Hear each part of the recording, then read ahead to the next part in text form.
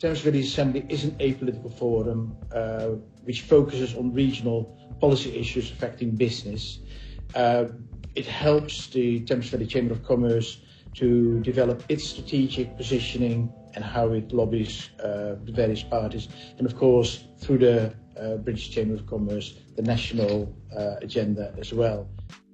A couple of core principles on devolution, and I'll finish on this, is how do you develop a national coherence that allows there to be locally led solutions? So that's super, super important.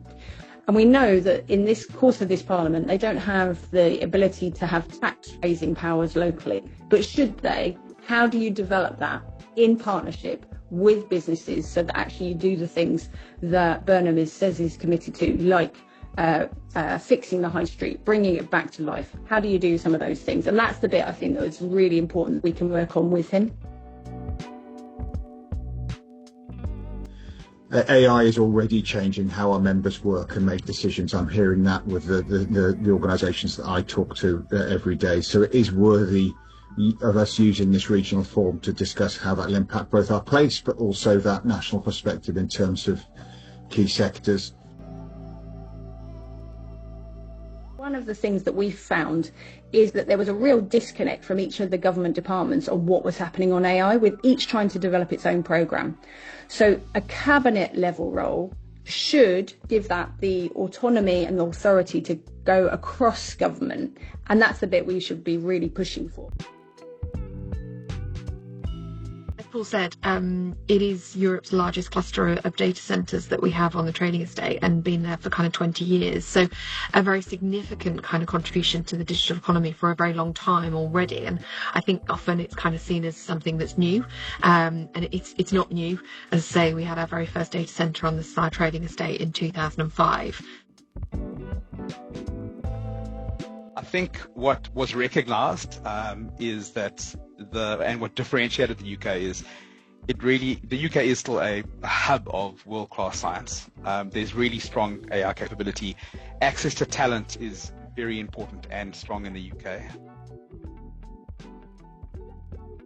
And we're also re-engaging with a new health secretary and looking at the development of the multi-regional life science innovation zone proposal in partnership with the Thames Valley and Oxford HIN.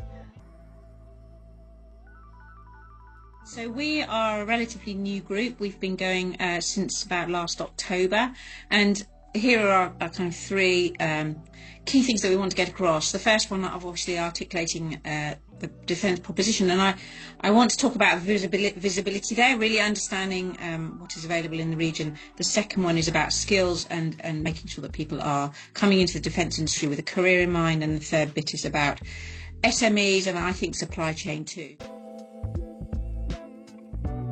I hope everyone's aware that we now have the evidence that there is a financial case to deliver Western Rail, if not by 100% private finance, but by a very substantial private finance contribution.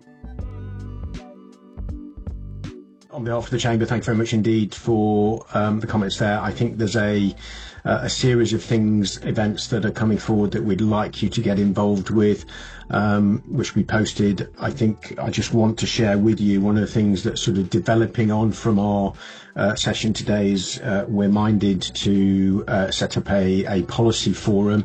I'm going to share a little bit of details of that to the TVA group.